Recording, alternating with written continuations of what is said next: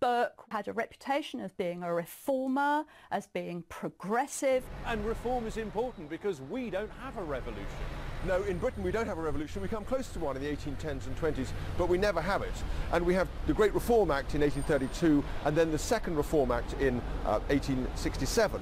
And those are the two great steps towards modern parliamentary democracy. But what relevance does Burke have to what happens in the chamber today? Well, it's really Burke who is driving the line between a state intervention we can't afford and cutting markets loose in a way that damages society. And so it's through Burke we understand social renewal. And without him, we really can't understand modern politics at all.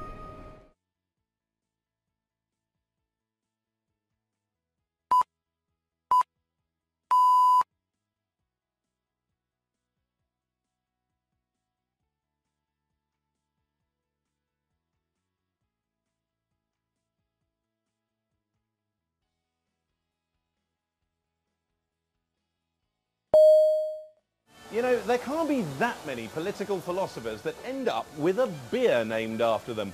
But they like Tom Paine here in Lewes, largely because he lived here alongside New York and Paris. I admire Thomas Paine tremendously. He stood for what he believed in. He wasn't prepared to bend with the prevailing wind.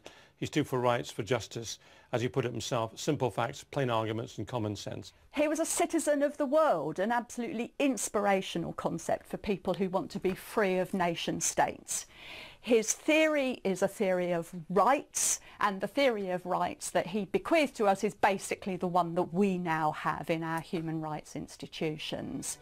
For Paine, politics and government has one role only, and that is to uphold the rights of individuals. It's got no business anywhere else.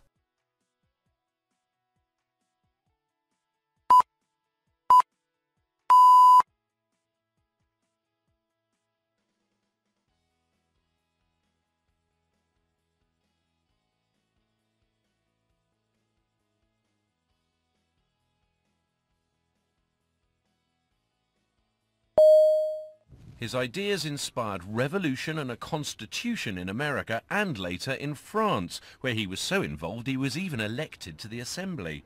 But relentless focus on rights does have its drawbacks.